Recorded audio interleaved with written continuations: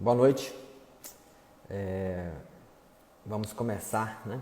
Daqui a pouquinho a live. A live será com o Dr. Júlio Pereira. Eu estou só esperando o Dr. Júlio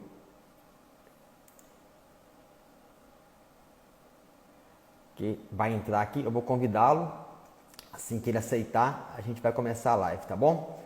Hoje nós vamos falar sobre os assuntos neuro-oncologia,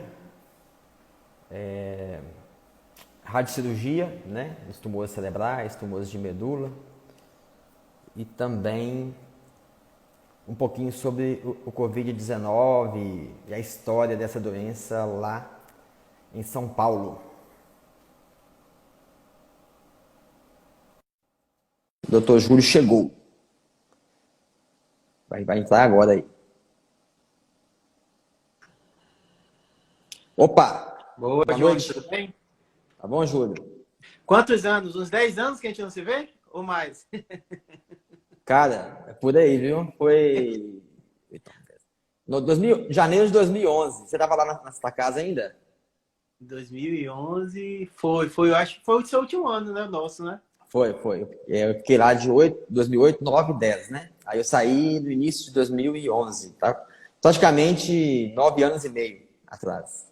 É mesmo, o tempo voa, né, velho? Você tá a mesma coisa, eu só dei uma engordadinha, mas tô parecida. E careca É, também. é isso, cara. É a correria, né? Isso. Você está em São Paulo? Tô em São Paulo aqui. São Paulo, capital? Capital, isso. São Paulo, capital. Tá bom. Então, ô, Júlio, as lives aqui, acho que é a quarta live que eu estou fazendo. Eu prefiro sempre tentar da maneira mais prática e dinâmica para que leigos entendam, certo? Perfeito. O que a gente Certo. conversa, para facilitar, Perfeito. porque aqui a live é para um público geral, não é para um público específico. Então, a gente vai conversar da maneira mais fluente possível, que possa todos, né? Que nunca ouviu a palavra tumor, enfim, possa entender e um pouquinho também da sua experiência aí, não é? Perfeito. Eu estou convidando pessoas que eu acredito que são pessoas de gabarito, pessoas com ética, pessoas que usam a ciência, né? A medicina Perfeito. de maneira ética sempre, e pessoas que eu admiro de maneira geral, certo? Perfeito. Então, eu te chamei, um dos motivos, Muito obrigado obrigado. pelo convite, né? Por ter aceitado o convite, Obrigado. muito pelo fato de você estar em São Paulo e ter já há algum tempo e ter uma realidade totalmente diferente, né, da nossa aqui, que o público-alvo meu aqui é norte de Minas, né, região central de Minas. Então, eu acho que vale a pena a gente conversar um pouquinho, dividir um pouquinho a experiência e por aí vai, tá bom? Perfeito. A live, como ela é compartilhada, tem algumas pessoas que não te conhecem, então eu vou te apresentar e depois eu me apresento para que todos possam saber quem nós somos, né? Perfeito. Ó, o Júlio, tem quantos anos, Júlio? Pode falar? 37, posso? Não tem problema não. 37. O Júlio é médico formado na UFBA, né? Na Universidade Federal da Bahia. Júlio, você é de onde? Sou baiano mesmo, aí, Salvador? Salvador. Aí fiz escola lá, aí passei na Faculdade Federal da Bahia e aí continuei, depois Você... que fui para Santa Casa. Tá, então você nasceu em Salvador. Nasci em Salvador. Certo, beleza. Então o Júlio formou lá na Universidade Federal da Bahia. Ele fez residência de neurocirurgia na Santa Casa de Belo Horizonte, né? Daí o nosso Perfeito. contato, né? Perfeito. Você iniciou lá em 2007, Foi, isso mesmo. né? Foi final de 2007, a gente passou. Lembra que na época era aquela meio confusão no início do ano. Não sei se na época de você já estava meio organizado, porque saía um grupo, aí meio que o outro começava, então foi mais ou menos assim, final de 2007 para início de 2008. Tá. Então foi isso mesmo. Então o Júlio fez residência de neurocirurgia lá na Santa Casa de Belo Horizonte, né? Mais ou menos o mesmo período que eu fiz a neurologia lá. Ele é membro da Sociedade Brasileira de Neurocirurgia. Ele fez um fellow. Fellow é tipo uma especialização em radiocirurgia e neurocirurgia funcional pela Universidade da Califórnia, em Los Angeles, nos Estados Unidos. Isso após os 5 anos de neurocirurgia na Santa Casa de Belo Horizonte. Você ficou quanto tempo lá, Júlio? Aí fiquei um ano. Um ano? Então, fez um ano a mais. Então, são 6 anos de formação, sem, né? Sem dizer os 6 de medicina antes. Então, são 12 anos de uma formação. O Júlio é neurocirurgião do corpo clínico do Hospital Sírio-Libanês e da Beneficência Portuguesa em São Paulo. Ele é editor do blog, né? E também tem um canal no YouTube que chama... Eu acho muito legal esse canal no YouTube. Eu até divulguei hoje no meu grupo, na minha lista, Júlio, de transmissão do WhatsApp. Esse canal seu, ele chama Neurocirurgia BR, né? Tudo junto. Isso mesmo. Neurocirurgia BR. Esse canal do Júlio, ele é um canal excelente porque, apesar de estar se tratando ali de neurocirurgia, neurologia e assuntos de medicina em geral também, ele é um canal que aborda de maneira simples, didática, dinâmica, né? Para o leigo mesmo, para o público geral assistir e tentar entender um pouco daquilo ali que ele tem interesse. Então, é um canal que está assim, repleto de vídeos bons. Eu dei uma corrida de olho nele essa semana, muito legal, gostei muito. Muito didático, muito bem feito. Parabéns, viu? Então, o canal do YouTube, Neurocirurgia BR, do Júlio. E o Júlio, esse menino prodígio, ele é autor de 5 livros. Não é, Júlio? Fala aí o primeiro, qual foi? Primeiro, Júnior, agradecer, porque assim, Minas é o lugar do coração, né? A Clarice Lispector fala, muitos perdem quando nasceram em Minas, né? Num poema que é até bonito, que é A Vantagem de Ser Bobo, né? E ela fala desse jeito mineiro, de ser pessoa geralmente gente boa. Então, assim, é um local que eu tenho mesmo no coração, mesmo Minas Gerais, e um lugar de pessoas como você, outros amigos que pode ficar, acho que 10 anos sem ver. Toda vez que você encontra é o mesmo jeito, a mesma coisa. Minas tem um negócio fantástico que eu acho, né? Aí, quando eu estava na residência, no primeiro para o segundo ano, eu criei um blog.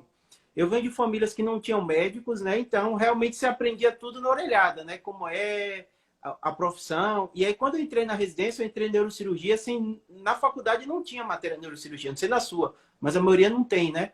Então, eu entrei na neurocirurgia sem saber o que era, de repente, né? Assim, eu comecei a acompanhar o neurocirurgião, mas não tive nenhuma disciplina, nada disso. Aí me interessei.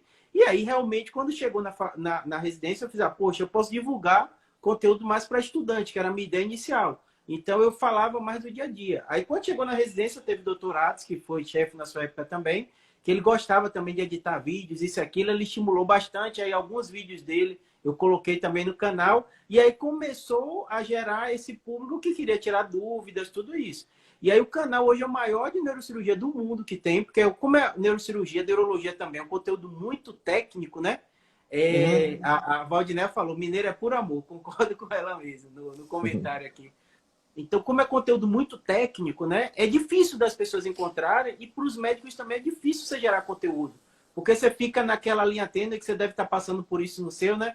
De não banalizar muita informação e passar de maneira equivocada, ao mesmo tempo passar o conteúdo para as pessoas. Então não é fácil, né? Aí pronto. Só que cresceu muito rápido. Eu até brinco que falo assim, como não tinha ninguém fazendo, foi até fácil, né? Não foi tão difícil. Eu achei que ia dar pouca gente, só que muita gente quer esse conteúdo, né? Muita gente tem dúvida.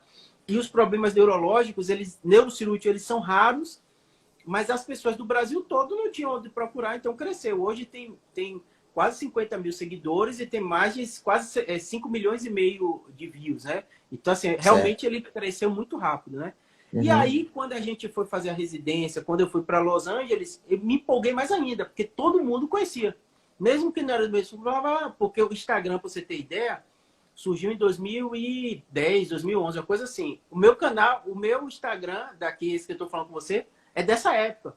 Então, é assustador. Tipo, quando começou o Instagram, eu já fui fazendo. Tanto que tem números altos de seguidores, tudo, mas eu brinco, eu falo assim, eu tenho muito ghost, né? Uma pessoa criou o Instagram em 2011, 2012, nem tem mais, seguiu o canal e ficou aí perdido, né? Mas assim, ele realmente foi crescendo muito rápido, né?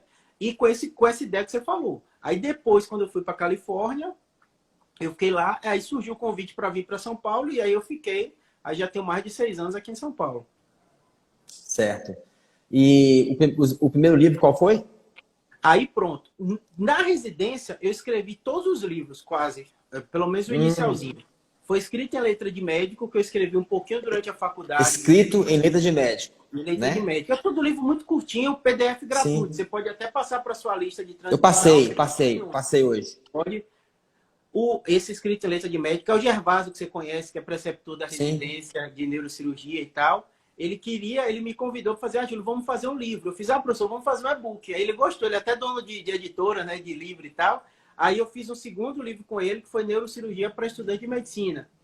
Certo. O que também é um livro grande, quase 400 e poucas páginas, que o Gervásio bancou as ilustrações, bancou tudo e tal. Então foi mais simples para a gente fazer. E o conteúdo fez eu, o Mauro, que você conhece também, o Maurinho, o Mauro Borgo, de Barbacena, o Lucas, que é neurocirurgião lá em Fortaleza, no Ceará, o José Lopes, que é neurocirurgião em João Pessoa, na Paraíba, e cada um foi contribuindo um pouquinho. Esse é técnico, é maior um pouquinho. Aí depois eu fiz após um tumor cerebral, porque durante a residência eu tive uma hipoacusia.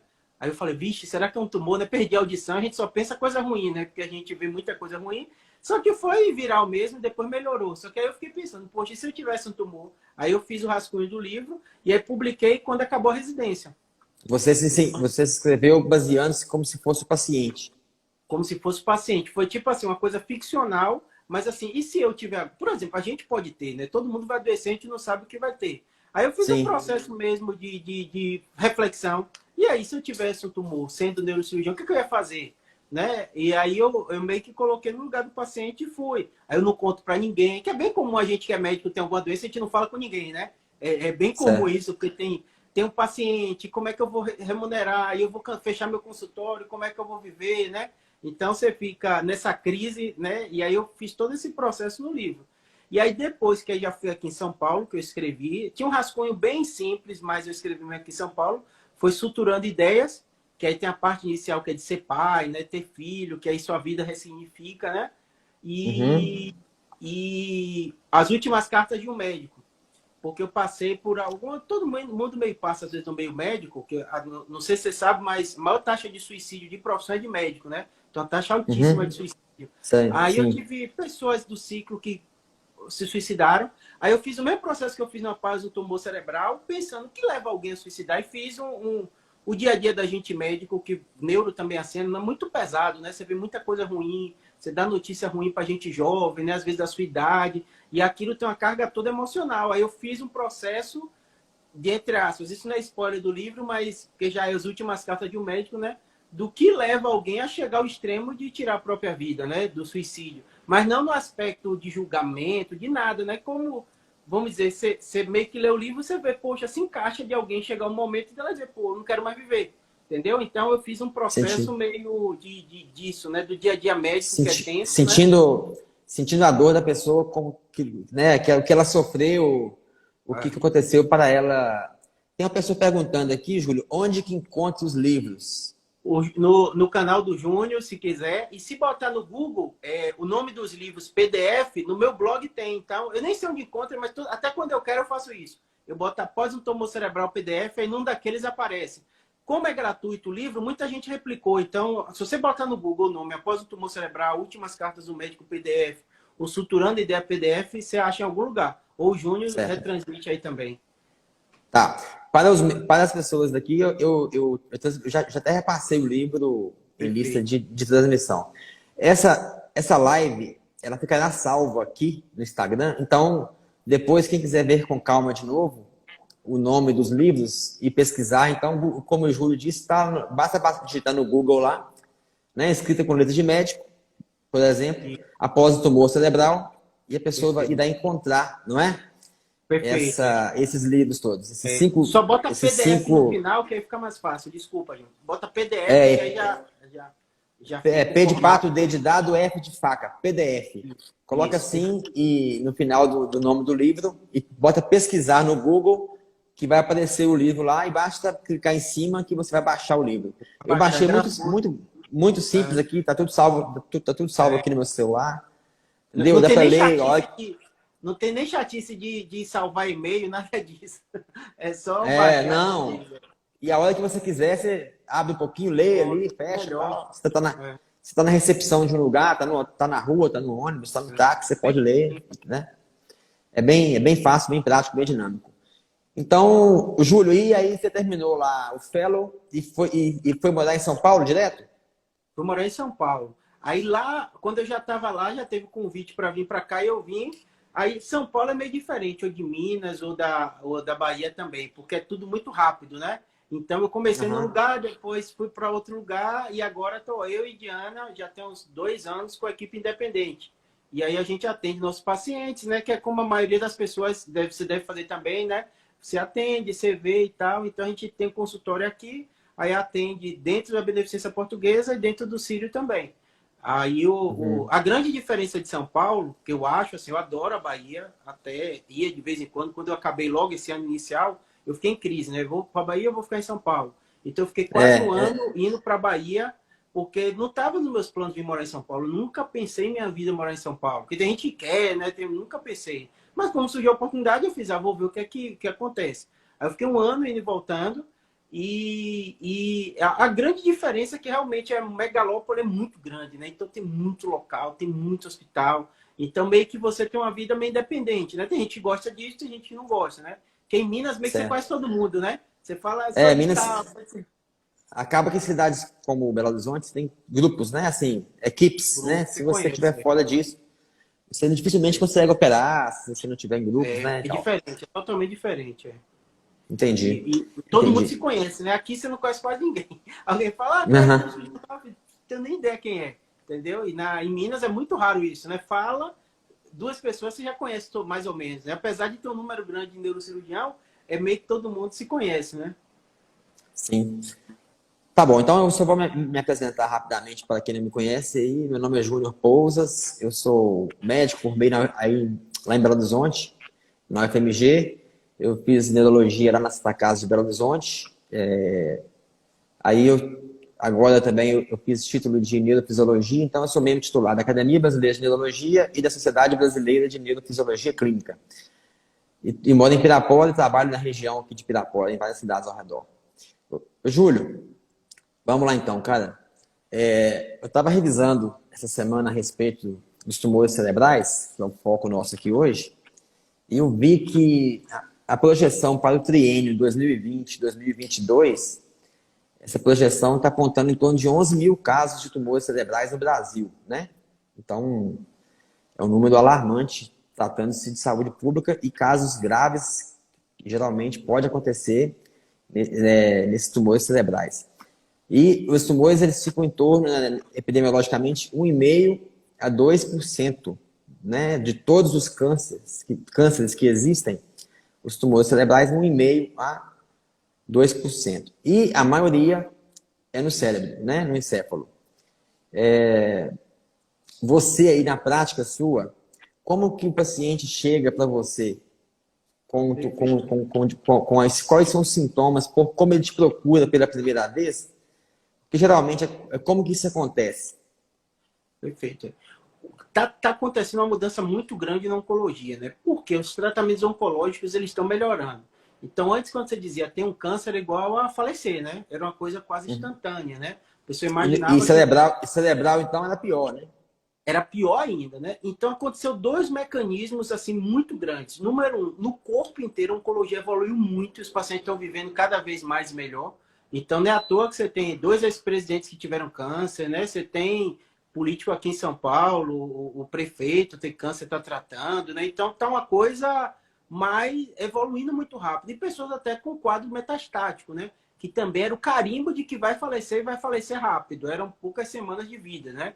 Então, você tem de pessoas famosas, conhecidas na TV, com câncer e vivendo aí há anos, né? E com qualidade de vida. E aí surgiu um fenômeno que muitos desses pacientes, aí que vem um número muito alto da neuro-oncologia, que são 40% das pessoas, quase, ter metástase ou encéfalo ou coluna. Então você pergunta assim, Júlio, qual o maior volume que vocês veem? Metástase. Aí metástase Metástase, né?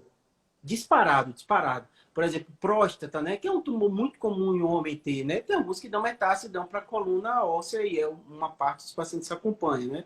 Ou mama também, né? Um tumor que, a depender do subtipo, ele é muito comum, pode dar metástase. Então, a grande parte dos pacientes, eles vêm desses quadros dos pacientes oncológicos, que ele tem uma lesão primária e essa lesão primária da metástase. E esse é um grande volume e que está mudando porque as pessoas estão vivendo muito e com qualidade de vida. E para melhorar, né, muitos desses pacientes eles vêm para a gente com uma opinião e nem precisam ser operados, porque a oncologia hoje já é possível e tem muitos tratamentos que eles conseguem fazer através de imunoterapia e outras coisas que passam a barreira hematocefálica e associar muitas vezes com radiocirurgia e o paciente nem precisa ser submetido à neurocirurgia. Então, muitos desses pacientes chegam para mim para uma opinião. Eu costumo até brincar que o pessoal acha que consultor de neurocirurgia entrou, saiu com a cirurgia. Teve até um paciente que o filho dele era médico, aí ele foi para uma opinião, aí saiu que não era cirurgia, aí o filho brincou, Júlio, ele veio no carro o tempo inteiro, ele vai me operar, ele vai me operar, ele vai me operar, e aí não precisou de cirurgia, porque a pessoa imagina que neurocirurgia é uma cirurgia. Mas geralmente é equipe multidisciplinar, um oncologista, o rádio, que ouviu a opinião, para ver, poxa, é seguro, o que, é que você acha, Júlio? Então hoje está crescendo muito isso aqui, a equipe multidisciplinar. Então, metástase disparado, maior quantidade, né? Segundo fator mais comum, a Suzana mandou mensagem que foi paciente da gente, Júnior, lá na Santa Casa. Abraço, legal. Suzana. Eu lembro de você, viu? Eu vejo suas mensagens também no YouTube. Mas continuando. Gliomas. Os gliomas são tumores próprios do cérebro, que também tem crescido de incidência, mas a maior teoria que a gente encontra é que estão achando mais, porque tem sido feito mais ressonâncias e estão encontrando mais. Tiveram 1000 teorias que o celular dava, que era por causa da comida, aquelas coisas que todo mundo sabe, mas assim, nada disso se confirmou. O que se confirmou é que a incidência em alguns locais que estão fazendo mais exame como o Brasil aumentaram. E aconteceu a mesma coisa. Antigamente o tumor, eu brinco, o paciente só tinha nome. Hoje tem nome, sobrenome e apelido. Então é muito comum o paciente operar com a gente manda para o neuro-oncologista, que é o clínico que vê isso, o oncologista clínico que vê isso, e ele pede dezenas de marcadores tumorais para ver se tem resposta X, Y, Z. Tanto que até teve um paciente que foi engraçado, eu conto até para os outros pacientes, que fez assim, Júlio, eu vi, o anátomo veio isso, o oncologista passou isso, ele está certo? Aí eu fiz algum rosto assim que o paciente percebeu, ele, você não quer falar pela ética? Eu fiz, não quero falar por desconhecimento mesmo, porque é tanta informação que a oncologia já tem hoje que às vezes você nem consegue acompanhar. Como a gente é cirurgião, né, a gente acompanha muito da parte cirúrgica. E aí o paciente acha que você sabe de tudo de tumor, né? E na verdade você foca numa parte. Então, na radiocirurgia, que é a outra parte que eu faço, o crescimento tem sido estrondoso. Por quê? Porque muitos desses pacientes, e eu comecei a radiocirurgia com o Marcos Delarete aí, né, em Belo Horizonte, né? Que ele fazia em 2 hospitais lá e na Santa Casa também. E ele ficou em Lille, na França, e veio com esse treinamento, que pouca gente realmente tem aqui no Brasil. O que aconteceu? O paciente, imagine, um paciente oncológico, né, que você bem sabe, às vezes, né, tem comprometimento de outros órgãos, ser submetido à neurocirurgia versus ser possível fazer uma técnica que não tem corte, não tem anestesia geral, não tem nada disso, e não precisa muitas vezes parar o quimioterápico, porque ele pode atrapalhar a cascata de coagulação, uma série de coisas. Então a radiocirurgia deu um boom gigantesco. Ele é da década de 90, 90 e pouco, e no Brasil já existia desde a Beneficência Portuguesa onde eu trabalho, é um dos primeiros lugares do Brasil que chegou com isso, mas o crescimento realmente foi nos anos 2000 aqui. Então, hoje, quase todos os locais e cidades, aí mesmo tem um excelente serviço no norte de Minas, de radiocirurgia, acho que até o César, né? Vou falar agora. Eles fazem também a parte de radiocirurgia, e o legal dessa tecnologia é porque ela é replicável, e é uma coisa que se espalhou pelo Brasil e com um aparelho de qualidade. Mesmo qualidade você encontra em outros locais sem grande diferença, né? Então, isso é fantástico da radiocirurgia. Ela é replicável. É diferente você dizer, Júlio é um cirurgião que operou um caso. Aí, sei lá, o exemplo do César, que é aí do norte de Minas, de Montes Claros, deve ter outros lugares também. Mas César é que eu conheço, né? Que fez residência lá também. E ele fez. É uma cirurgia diferente. Cada um tem seu jeito, tem sua maneira. A radiocirurgia provavelmente vai ser muito parecida. Então, assim, ela é mais replicável do que a cirurgia. Vamos botar assim em ordem de comparação. Então, realmente, a grande revolução que veio na neuro-oncologia foi a radiocirurgia. E com esse modelo que você tem trials do mundo inteiro. Então, por exemplo, se alguns pacientes ficam assim... Eu até tenho muito vídeo lá no canal de radiocirurgia porque não encontra, a pessoa não encontra radiocirurgia e aí fica perdido, às vezes, procurando no YouTube. Acho que é um dos que mais tem view também, é isso, que o paciente fica na dúvida. Júlio, como isso funciona se o médico abre e tira o tumor, faz lógica que o tumor vai sumir, o outro me bota na maquininha e diz que resolveu e eu não senti nada. Então, até para o paciente entender, e realmente o tumor ainda fica lá. A radiocirurgia, a ideia dela é controlar o tumor, é segurar ele, evitar com que ele cresça. Então, aí você tem que ter essa conversa com o paciente, com o oncologista. Mas eu até brinco que radiocirurgia é tão simples que todo mundo prefere. Você tem que fazer, pelo contrário, outro papel. Tem casos que não dá. Tem casos que o tumor é grande, tem casos que tem edema. Então, tem muito caso que às vezes descobre o tumor maior, tudo isso. Você tem, ou não tem diagnóstico histológico, não sabe de onde vem o tumor. Então, realmente, você tem que operar. Então, aqui em São Paulo é quase o contrário. Os pacientes que me procuram já vão querendo radiocirurgia. Eu quero porque não precisa cortar, não tem... Aí eu falo, não, mas esse caso precisa, ou esse caso realmente não precisa. Então, acho que dentro do contexto da neuro-oncologia, você pergunta assim, Júlio, quais são as grandes mudanças que estão acontecendo na neuro-oncologia? Equipe multidisciplinar. Aí, para o leigo entender, equipe multidisciplinar é o oncologista, né? O médico clínico.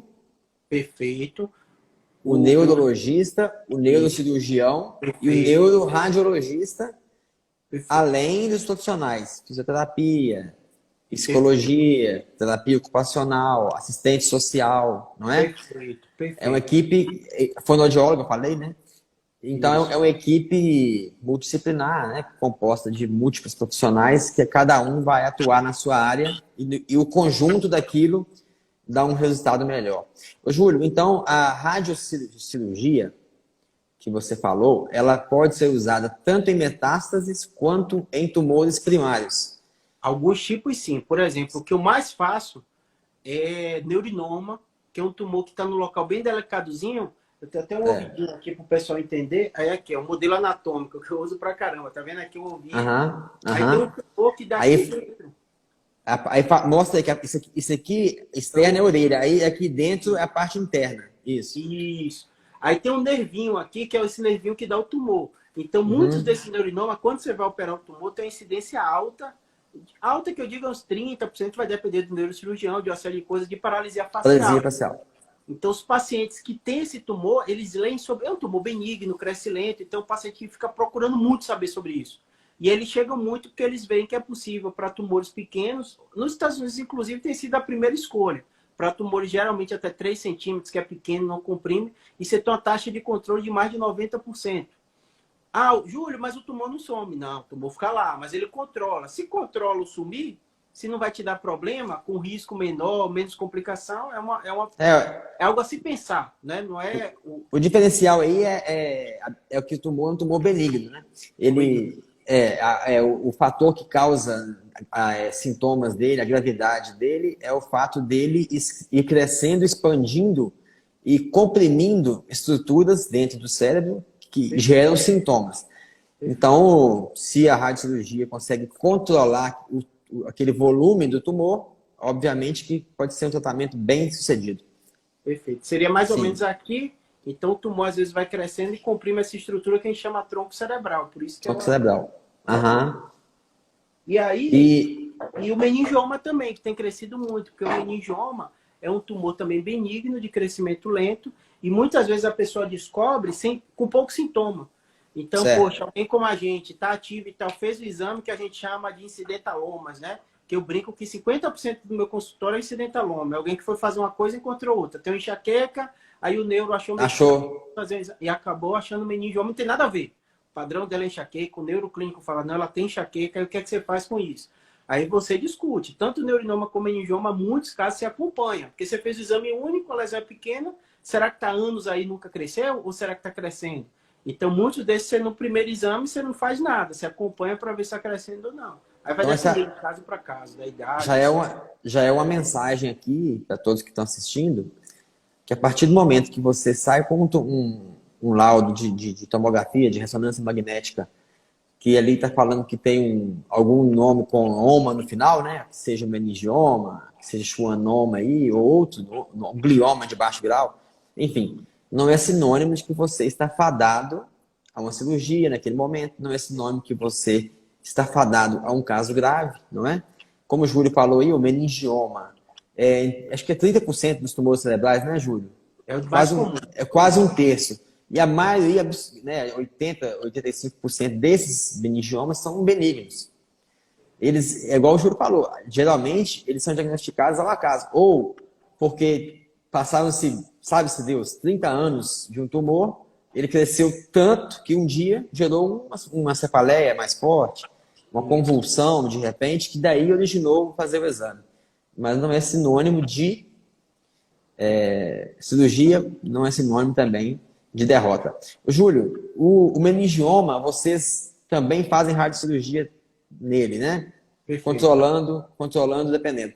É muito devido, para o público entender, que uma neurocirurgia, eles lidam com regiões muito pequenas e estruturas muito delicadas e muito importantes. Né? A neurocirurgia era realizada com microscópio, mesmo assim, pode-se, naquele momento, ter um sangramento, um edema, um inchaço, não é? O próprio movimento de estruturas ali causar uma lesão que gera um sintoma, uma sequela que pode ser grave. Então, a radiocirurgia, nesse ponto, ela vem crescendo porque ela está atuando, evitando que se faça um procedimento invasivo, não é? Perfeito. Então, está sendo muito... Então, vamos lá, meningioma. Isso. A grande vantagem é que assim, é day hospital, então não tem UTI, não tem, vamos dizer, essa E a desvantagem, eu sempre gosto de botar as vantagens e desvantagens, né? A desvantagem é que o tumor não sai. Então ele continua lá, você dá radiação para dar uma estabilidade nessas células a ponto que ela não cresça a lesão. Então o grande objetivo da radiocirurgia... Aí você fala assim, Júlio, mas por que não tira todos? Número 1, porque tem esses riscos envolvidos, não são riscos absurdos, mas é depender do local, do meningioma. Então, assim, tem muito meningioma que às vezes está na base de crânio. Então, não dá para... O risco cirúrgico é muito alto, seio cavernoso, né, que é um local de vaso, muito arriscado, parasagital, ou a idade do paciente. O paciente, por exemplo, usa anticoagulante. Pô, tem que parar, tem risco de FA, tem risco... E, às vezes, está acontecendo cada vez mais a vontade do paciente. Nos Estados Unidos é muito comum isso. Aqui tem muita coisa na medicina que a gente chama gray zone. Você pode ir por um caminho e ir por outro. E aí ficar na dúvida. Eu até costumo brincar com o paciente. Eu falo, por exemplo, sou neurocirurgião, estou trabalhando, descubro uma lesãozinha. Se puder fazer radiocirurgia, eu tenho grande tendência, porque eu não vou parar meu trabalho, eu vou continuar minhas coisas e tal. O médico é medroso pra caramba para operar, né? Então, assim, são decisões que não são tão simples. Não tem protocolos, às vezes, tão claros, né? Aí até ela perguntou, a Ian Paula perguntou, você viu aí? O Ian perguntou se tem alguma contraindicação da radiocirurgia. Todo procedimento tem contraindicação, né? Às vezes, a maior contraindicação da radiocirurgia, na verdade, é porque, assim, às vezes chega para mim uma coisa que não tem indicação. O lesão é muito grande. Então, você tem um neurinoma que comprime tronco, o paciente sintomático, você vai fazer uma radiocirurgia que não vai reduzir o volume, não vai adiantar. Então, esse paciente tem que ir realmente para a neurocirurgia. Certo. Ela perguntou aí, você viu? A respeito do nervo trigêmeo. Perfeito. Eu acho que ela fez uma ressonância, Júlia, que deu focos, eu acho que deve ser gliose, né? Mas como gliose. Focos de gliose. Assim, conflito, é um conflito neurovascular, deve ser uma neurologia de trigêmeo aí, eu não sei falar se é isso. E aí, o que você diz para ela aí? A grande questão é que cada caso é um caso. Por exemplo, tem paciente que vega com conflito vascular que não tem sintomatologia de nevralgia do trigêmeo. Ele às vezes tem uma enxaqueca, tem alguma coisa, e aí fica achando que aquilo tá... Então tem muitos achados de ressonância, como você citou a gliose, que eles são super inesperados. É bem legal do YouTube que você vê isso, né? Um dos vídeos mais vistos meus, se você botar qualquer pessoa, microangiopatia ou gliose cerebral, vai aparecer um vídeo meu, porque é tanta pergunta que eu recebia disso, e não tem nada, o paciente fica perdido. Porque o paciente acima de 50 anos, né?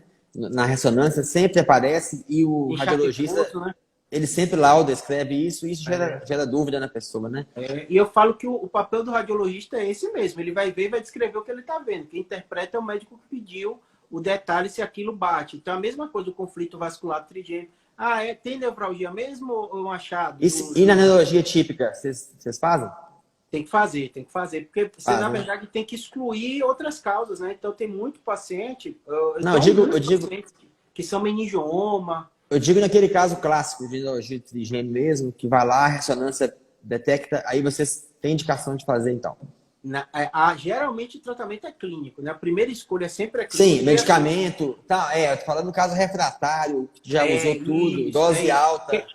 Porque muito paciente, é muito comum, Júlio. Por exemplo, o paciente chega e marca consulta comigo. Fala, Júlio, eu tenho nevralgia, tenho conflito vascular e vim operar. Aí eu Ah, fiz, tá. sim. E tratou? Não, nunca tratou. Aí Não tem não. neurologia. Aham.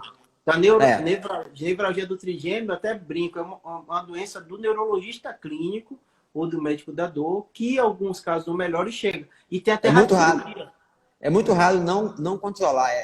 Essa que é 90% controle. Tanto que chegam os pacientes, às vezes, dizendo. Por isso que eu estou reforçando mais isso, porque às vezes chega paciente dizendo que foi refratário, mas ele nunca tratou direito. Às vezes você conversa e fala, eu tomei um comprimido de carbamazepina e não adiantou nada. E aí, quando você vai conversando, você vê que ela leu que a cirurgia é uma opção, e aí vai atrás, até. Eu brinco que o paciente hoje em dia, no mundo moderno, ele vai procurando até alguém falar o que ela quer ouvir. Né? Então, se ele ela quiser já leu cirurgia, antes. Ela ele já já leu leu, antes. ele acha que não vai funcionar, e tem brasileiro que é muito agressivo, acha que cirurgia resolve tudo, e como você falou, tudo tem seus riscos. A radiocirurgia acontece a mesma coisa. Tem paciente que fala, Júlio, eu vi que tem radiocirurgia para nevralgia do trigêmeo, não corre risco nenhum, eu não quero ficar tomando remédio. Eu falo, não é assim. Você dá uma dose de radiação que é altíssima, tem outros nervos ali. Por mais que a radiocirurgia realmente, a chance de complicação é baixíssima, eu até brinco com o paciente, o paciente faz e vai para casa. Se isso complicasse, você não quer fazer isso no mesmo dia, que toda hora as pessoas iam voltar. Você ia pelo menos deixar um dia internado. E acaba, dá poucos minutos, você dá o papel e a pessoa vai para casa, né? Então, Tá bom. o Entendi. Cavalcante só perguntou aqui, Júlio, só para eu responder, que eu já tinha marcado aqui a pergunta dele, é cirurgia robótica para neurologia, como tem andamento. Está muito inicial, a robótica chegou muito forte, os dois hospitais que eu trabalho, Beneficência, Sírio, eles têm um grupo forte de robótica. Ela é muito forte nas cirurgias ginecológica, gastrointestinal, urológica também, que tem um robô que chama Vansan. Na neurocirurgia ainda está se debatendo algumas coisas, principalmente cirurgia de coluna, porque você tem uma anatomia fixa, então eu acredito que é o futuro, entendeu, Cavalcante? Mas assim, a medicina, algumas inovações, somente cirúrgicas, elas são lentas. Então eu acho que é o futuro, mas acho que não vai ser coisa de 2 anos. Acho que vai demorar mais de década, minha opinião. Pode ser que eu esteja equivocado, porque na medicina você tem que testar, retestar, botar. Mas já tem. Se você botar robotic surgery, neurosurgery, alguma coisa no YouTube, você vai ver vídeos fantásticos de colocação de parafuso. Certo. E para finalizar aí, os tumores, os gliomas, né? Os gliomas que tem gliomas desde grau leve, né? Vai de 1 a 4 o grau aí de malignidade. Grau leve, que geralmente é só acompanhamento, às vezes faz alguma cirurgia. E o grau 4, que é o mais agressivo. Como é que está a Perfeito. abordagem da rádio aí nos gliomas? Perfeito. A rádio evolui muito pouco para os gliomas. Ela realmente fica para situações ultra específicas, que é o GPM, que recidivou e tem uma parte de cápsula, mas é muito, muito raro para os gliomas de baixo grau ou de alto grau você usar radiocirurgia. Então, continua a radio-oncologia clássica, que eles fazem estereotipia. Evoluiu muito, porque o paciente tem muita a filosofia que é assim, ó, eu fiz a radiocirurgia, eu não tenho risco. Eu fiz a rádio de cérebro total, eu vou ficar com quadro cognitivo, eu vou ficar careca, né? E tem ainda um monte de mito disso, porque hoje você consegue fazer uma rádio focal. Tanto que é o mesmo aparelho que a gente faz a radiocirurgia, é o mesmo que faz a radio-oncologia. O Novalis, eu acho que daí do norte de Minas também é o mesmo aparelho. Então, o que é que você faz? Você consegue dar uma dose mais focal. Então, hoje em dia, até a rádio, estereotáxia fracionada, mudou muito os protocolos. Então, É, cada vez menos você vê as complicações dele. certo. Eu queria, agora que você já citou aí, falar a respeito aqui do serviço de neuro-oncologia, né? De neuroradiologia, de radiocirurgia. Chama Radialis, em Montes Claros. Atende pelo SUS, né? Um centro, como você já falou, eu nem sabia que você conhecia, mas eu conheço o centro aqui há muitos anos já estive lá em simpósio e tudo. E é uma equipe muito boa, são pioneiros aqui na região, atende pelo SUS, né? E tem tudo, tem mesa robótica, estereotaxia, faz tudo. E também atua com outras áreas de oncologia. Então, e lá a nossa referência é o nosso amigo César mesmo, lá em Montes Claros. Eu quero também aqui de antemão dar um parabéns ao César, que se ele não está assistindo aqui agora, ele vai assistir depois essa live, que é uma pessoa que está sempre aberta, entendeu? A receber pacientes que aparecem para mim aqui no dia a dia. Então, alguém é muito carente, ou qualquer pessoa que surge por algum motivo com um tumor cerebral aqui, um tumor de coluna, eu mando a mensagem para o César, ou encaminho, ele tem um ambulatório lá na Santa Casa de Montes Claros, que é porta aberta, certo? Sem agenda.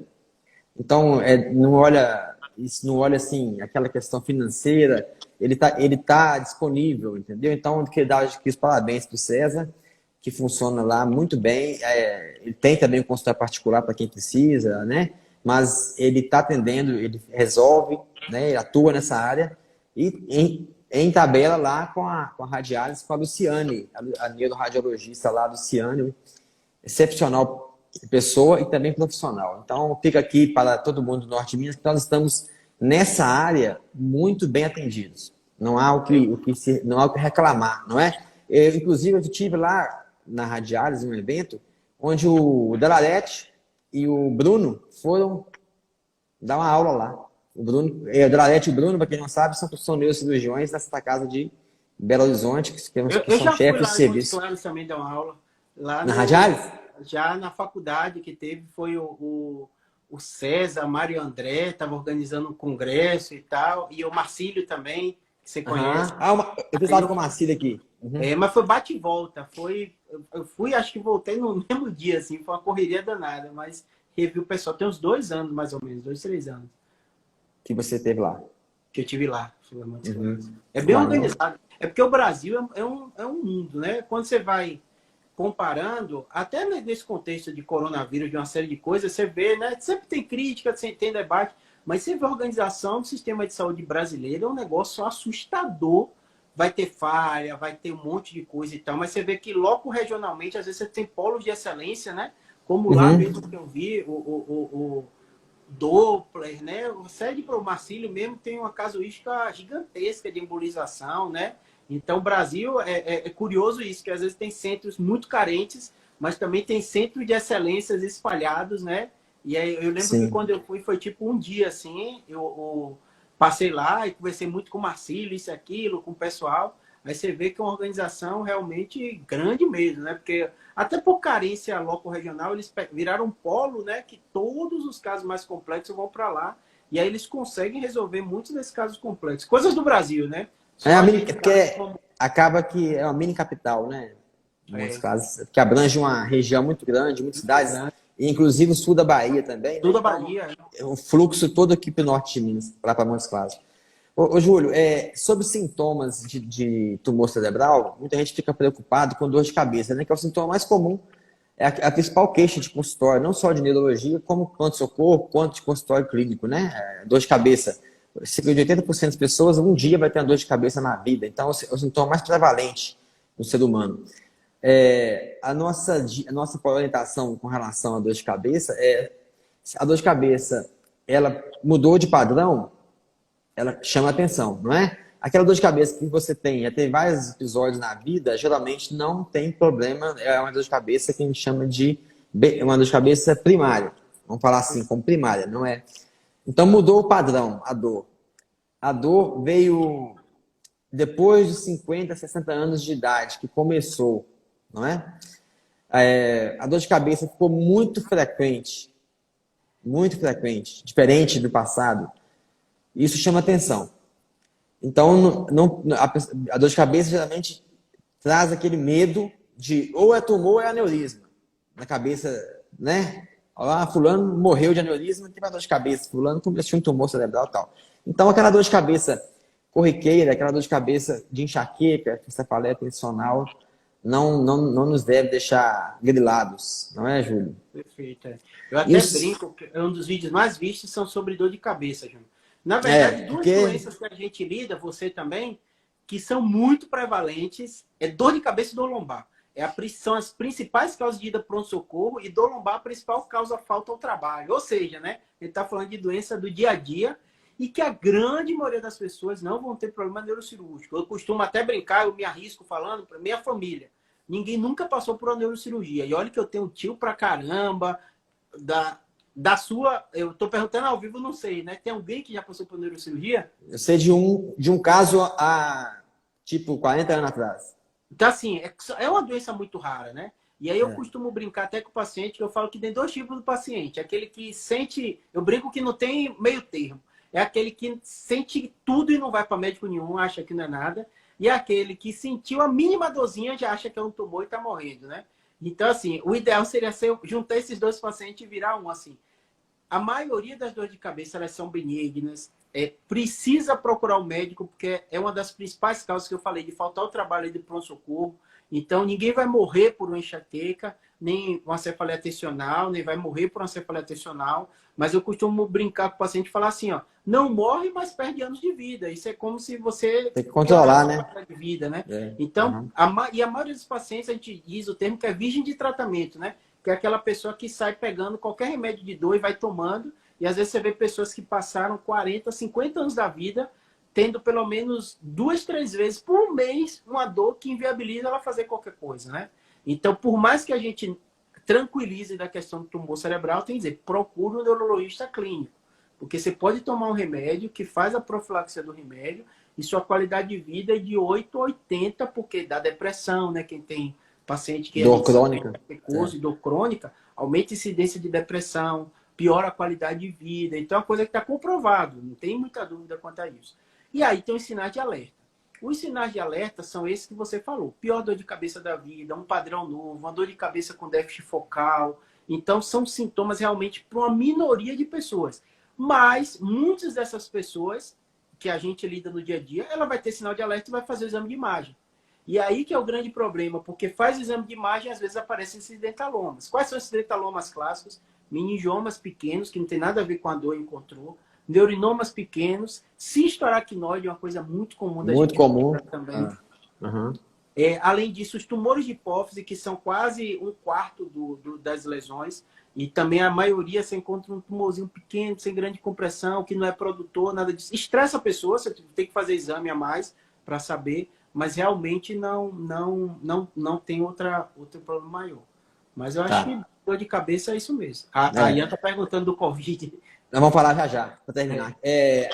Então para resumir a questão dos sintomas, o que chama atenção é a dor de cabeça diferente, como nós falamos agora há pouco, né? É uma deficiência de um lado do corpo, né? Um braço que perde a força, a perna que perde a força, o desequilíbrio que começa devagar, vai ter dificuldade de caminhar, vômitos, né? Ou tonteiras que nunca teve, que são diferentes daquele perfeito. padrão, né? O que mais que eu poderia falar? Disfunção cognitiva. A pessoa perde capacidade de fazer conta, perde capacidade de memória, às vezes muda o comportamento também, chama atenção. Então, temos que ficar focados nesse tipo de sintoma. Mas a pessoa está normal, está rígida, com as funções normais, uma dor de cabeça que é casual, que ela é comum, corriqueira, vamos tratar a dor de cabeça e seguir a vida. Não é, Júlio? E o Moacir está fazendo uma pergunta bem interessante, que até você vai responder melhor, Júnior. É porque, Ah, assim, muitos dos pacientes da dor de cabeça, eles têm a ver com alguns quadros que podem desencadear, né? Que pode ser sono, pode ser o estresse, né? E ele está perguntando do café, né? Que também é uma pergunta que você sabe tratar e é. resolver melhor do que eu. Boa noite. Me quer sempre que fico sem tomar café até às 10 horas. Deve ser da manhã, né? Isso, é. Quase 100% da dor de cabeça nesse dia. É normal? Olha, a cafeína, ela em doses maiores do que uma xícara por dia de café, que é a dose, seria a dose meia xícara de manhã, meia xícara à tarde, doses maiores que isso em pacientes enxaquecosos, e não são todos os pacientes que têm enxaqueca que terão a dor de cabeça, né, por causa do café, mas alguns pacientes sensíveis à cafeína em níveis maiores que uma xícara por dia, pode sim propiciar uma dor de cabeça mais frequente, uma crise de enxaqueca mais frequente, enfim. Isso pode ocorrer sim. Com relação ao hábito de tomar café e se não tomar ter a dor de cabeça, creio eu que seja mais por questão de hábito mesmo, de costume, não tem a ver com enxaqueca, não tem nada científico sobre isso, não. Ô, Júlio, vamos falar então a respeito do Covid-19, que é o seguinte, eu quero que você fale de duas formas. Nós temos só 10 minutos, mais ou menos, então eu quero que você fale de duas formas. Primeiro, como pessoa, como cidadão, né? Que você mora em São Paulo, é a cidade onde o vírus chegou de fato, já há 2 meses atrás, que São Paulo está vivendo esse caos aí, o vírus chegou solando alto, né?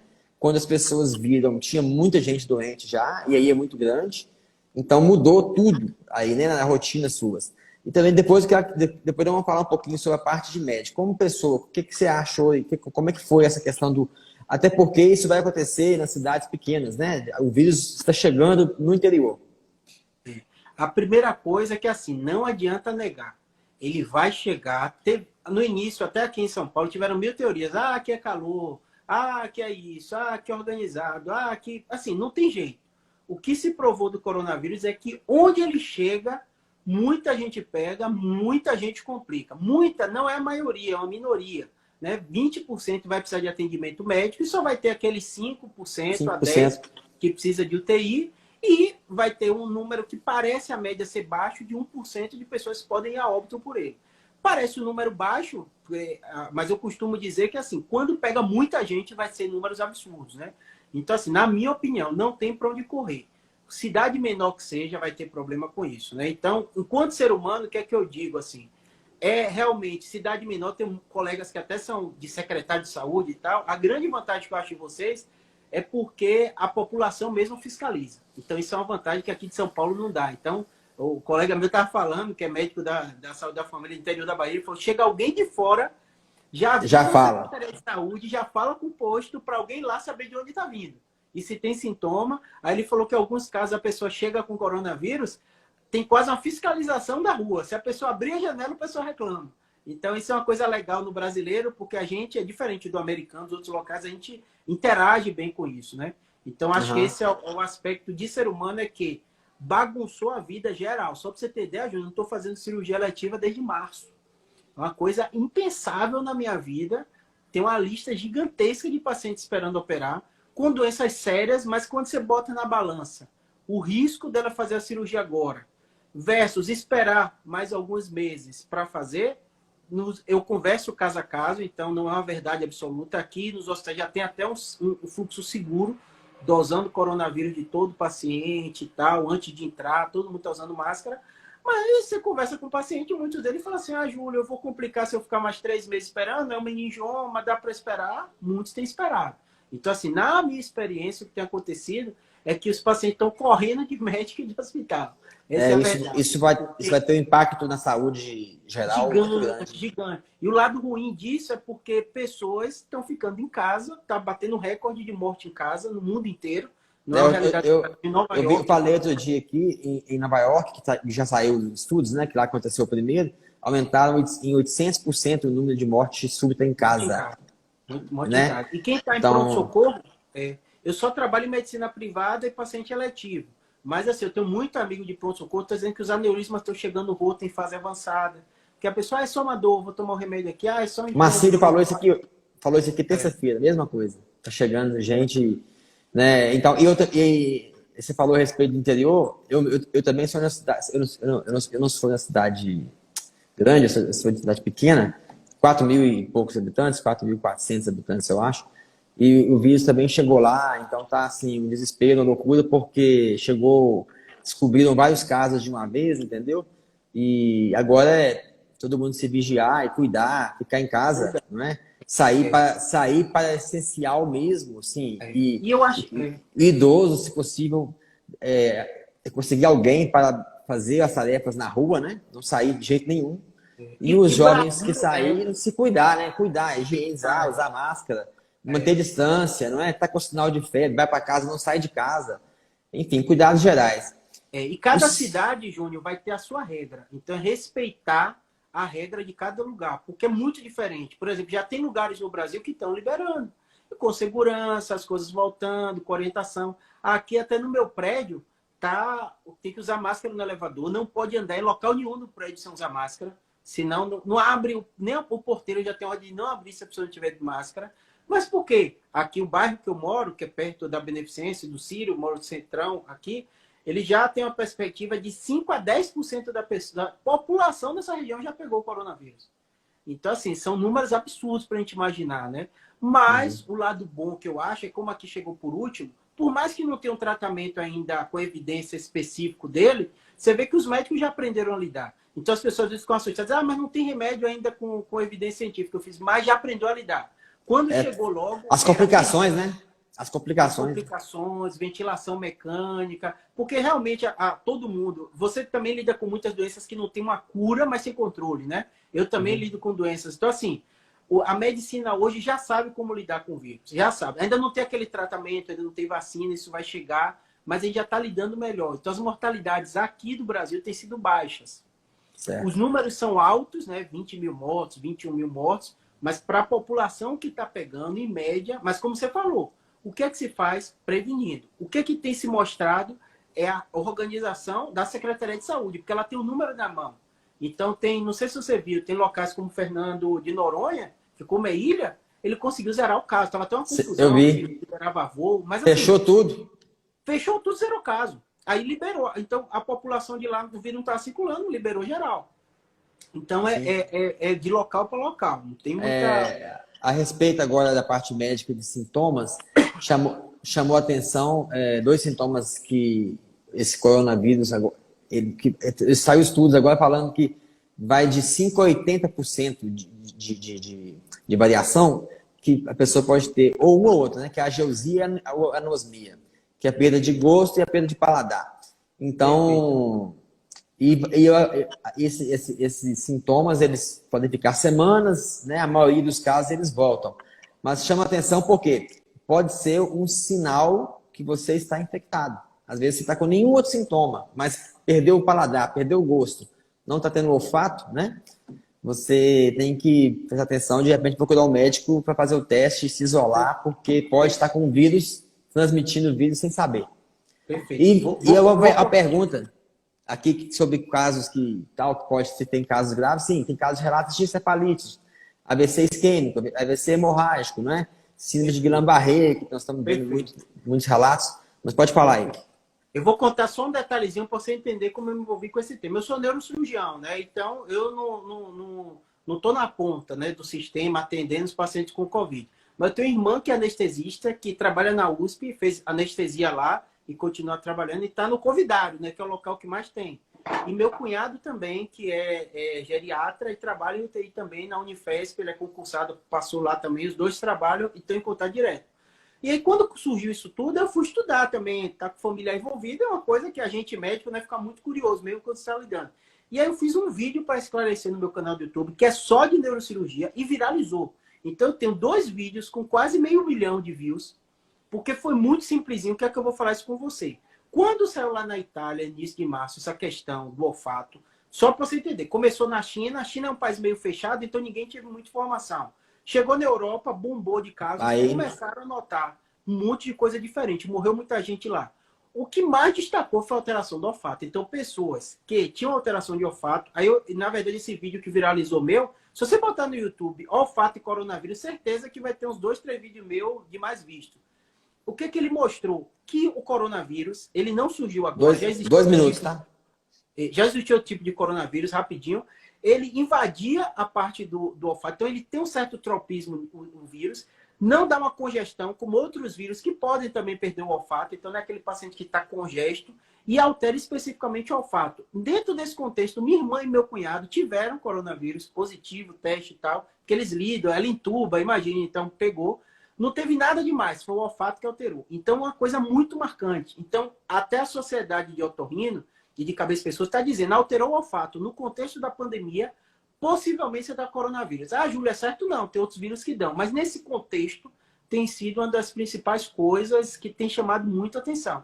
O AVC, como você falou, por fatores protrombóticos, né? E aí você falou já muito bem, e as outras alterações. Mas o olfato tem sido um sinal claro para a pessoa não ir trabalhar. Minha irmã perdeu o olfato, já não foi mais trabalhar, para não estar passando para ninguém. Fez o teste e confirmou. Sem nada demais, sem febrão, sem nada. Parece que o vírus chega por aqui, ele pega a parte do bulbo olfatório, ele invade e dá uma lesão que, na maioria das vezes, é transitória.